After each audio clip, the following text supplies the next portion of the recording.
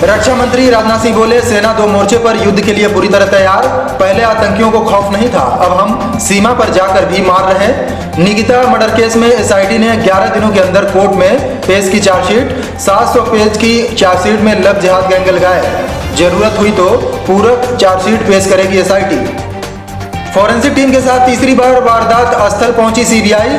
खेत में महिला सिपाही को लिटाया, क्राइम सीन रिक्रिएट किया। हाईकोर्ट में मॉनिटरिंग में सीबीआई कर रही जांच। आलू प्याज के बाद अब खाने के तेल की कीमतें बढ़ी। 6 महीने में 53% महंगा हुआ क्रूड पाम ऑयल। त्योहारी सीजन के चलते फिलहाल कीमतें कम होने की उम्मीद नहीं। फर्रुखाबाद में मछली पकड़ने को लेकर कुल्हाड़ी तमंचे चले, कई घायल। रामगंगा नदी में मछली पकड़ने को लेकर दो पक्षों में हुआ विवाद। प्रशासन ने रामगंगा नदी में मछली पकड़ने का ठेका आवंटित किया है। औरैया में संदिग्ध परिस्थितियों में दुकान में बंद मिला युवक का शव। फोटो मिक्सिंग का काम करता था मृतक युवक। पुलिस ने शव को पोस्टमार्टम के लिए भेज कर शुरू की जांच। एलिमिनेटर में आज सनराइजर्स और रॉयल चैलेंजर्स बेंगलुरु की टक्कर। केएल राहुल ने आतिया शेट्टी को अलग अंदाज में दी जन्मदिन की बधाई। राहुल ने आतिया को हक करते हुए फोटो की शेयर। अब खबर विस्तार से।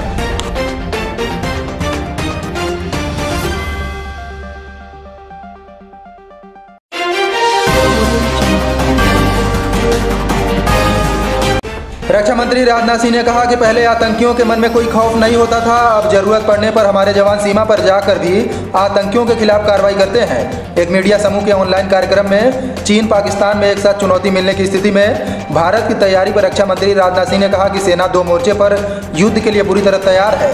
कार्यक्रम में उन्होंने एनसीसी का दायरा बढ़ाए जाने की भी बात कही है।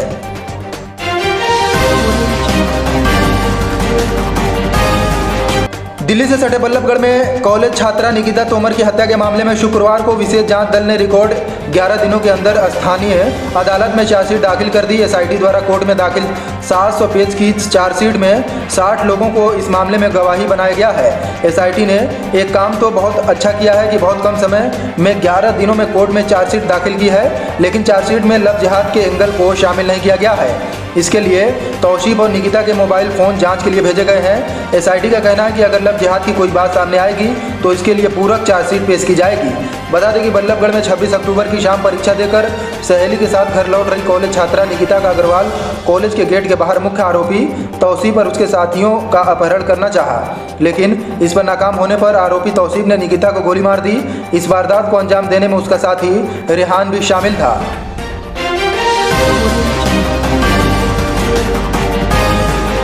हाथरस में मामले की सीबीआई बीते 25 दिनों से जांच कर रही है। शुक्रवार को एक बार फिर जांच टीम घटनास्थल पहुंची। सीबीआई के साथ विधि विज्ञान प्रयोगशाला के एक्सपर्ट भी रहे। सीआरपीएफ की सुरक्षा घेरे में पीड़ित परिवार भी घटनास्थल पर मौजूद रहा। सीबीआई के अफसर सीमा पाहुजा ने परिवार वालों से बात कर क्राइम सीन का रिक्रिएशन कराया। मामले में हर एक पहलू की बड़ी बारीकी से जाँच परखा गया। जाँच टीम को लीड कर रही डीएसपी सीमा पाहुजा ने पीड़ित की माँ व भाई से घटनास्थल पर अलग अलग बात की। इसके बाद महिला सिपाही को बाजरे के खेत में लिटाया गया, जहां परिवार के मुताबिक वारदात के बाद घटनास्थल में पीड़िता पड़ी हुई थी। इसके बाद मां ने महिला सिपाही को मेड़ की तरफ खींचकर दिखाया।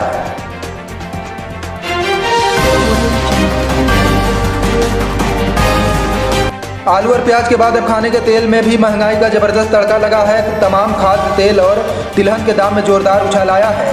त्योहारी सीजन होने के कारण निकट भविष्य में भी खाने के तेल की महंगाई से राहत मिलने के आसार नहीं दिख रहे हैं। मलेशिया में पाम तेल के उत्पादन में कमी के चलते घरेलू वायदा बाजार में क्रूड पाम तेल के भाव में बीते 6 महीने में 63% की तेजी आई है। सोयाबीन और सरसों में भी लगातार तेजी देखी जा रही है। तेल तिलहन बाजार में इस समय सरसों, सोया तेल और पाम तेल का भाव सर्वाधिक ऊंचे स्तर पर है। विदेशों से आयात महंगा होने से आने वाले दिनों में कीमतों में और तेजी की संभावनाएं बनी हुई है।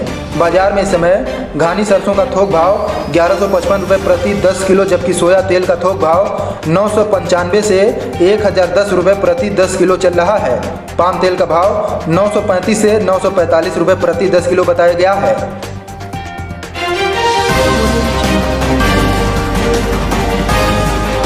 अगली खबर यूपी के फर्रुखाबाद जिले से। यहाँ रामगंगा नदी में मछली के शिकार के ठेके को लेकर कुल्हाड़ी और तमंचे चले, इसमें आधा दर्जन ग्रामीण घायल हो गए। बताया जाता है कि राजेपुर थाना क्षेत्र के अंतर्गत रामगंगा नदी में मछली शिकार का ठेका आवंटित हुआ है। नदी में मछली पकड़ने को लेकर दो पक्षों में विवाद हुआ तो मारपीट हुई, कुल्हाड़ी और तमंचे से फायरिंग की गई। सूचना पाकर पुलिस ने मौके पर पहुंचकर जांच पड़ताल की।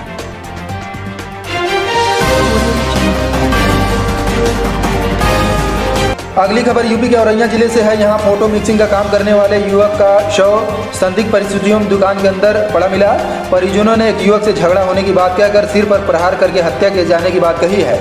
सूचना पर पहुंची औरैया कोतवाली पुलिस ने युवक के शव को पोस्टमार्टम के लिए भेजकर मामले की जांच शुरू कर दी है। औरैया शहर के मोहल्ला पड़ीन दरवाजा निवासी युवक देर शाम तक घर नहीं पहुँचा था। इसके बाद परिजनों ने उसकी तलाश की।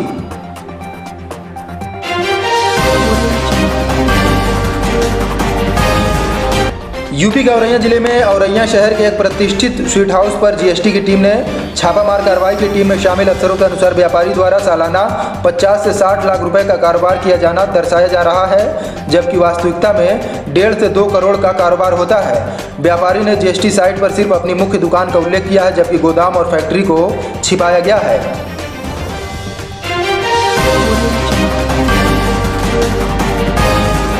इटावा के सफारी पार्क में अभी शेरों के दीदार नहीं हो पाएंगे। पहले दीपावली पर लाइन सफारी को खोले जाने की बात कही जा रही थी, लेकिन अब फिलहाल इस महीने सफारी नहीं खुल रही है। इसके चलते शेरों के दीदार के लिए अभी इंतजार करना पड़ेगा।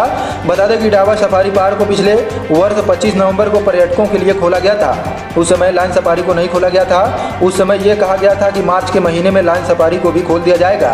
जब तक लाइन सफारी खोलने का समय आया तब तक लॉकडाउन हो गया और मामला टल गया। इसके बाद पहले अक्टूबर, फिर 1 नवंबर से और इसके बाद फिर दीपावली से पहले लाइन सफारी को खोले जाने की बात तत्कालीन डायरेक्टर वीके सिंह ने कही, लेकिन अभी सफारी को खोले जाने के कोई आसार नहीं दिखाई दे रहे हैं।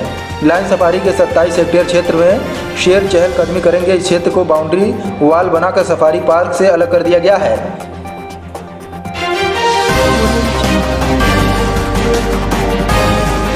क्रिकेट और बॉलीवुड का नाता काफ़ी पुराना रहा है। मंसूर अली पटौदी, शर्मिला टैगोर से लेकर विराट कोहली, अनुष्का शर्मा तक कई कपल रहे हैं। अब इन कपल्स में एक नया नाम जुड़ रहा है, केएल राहुल और आतिया शेट्टी का। हालांकि इन दोनों में से किसी ने भी अभी तक अपने रिश्ते को लेकर कोई आधिकारिक पुष्टि नहीं की है, लेकिन सोशल मीडिया पर इन दोनों की साथ तस्वीरों और एक दूसरे की पोस्ट पर कमेंट से फैंस इन दोनों के रिश्तों की अटकलें लगा रहे हैं। हाल ही में केएल राहुल ने आतिया शेट्टी के जन्मदिन पर अपने ऑफिशियल इंस्टाग्राम से एक तस्वीर शेयर की। इस तस्वीर में केएल राहुल और आतिया एक दूसरे को हक करते हुए नजर आ रहे हैं। इस तस्वीर को शेयर करते हुए राहुल ने कैप्शन दिया, happy birthday mad child. KL Rahul की इस पोस्ट पर कई क्रिकेटरों और बॉलीवुड स्टारों ने भी कमेंट किए हैं।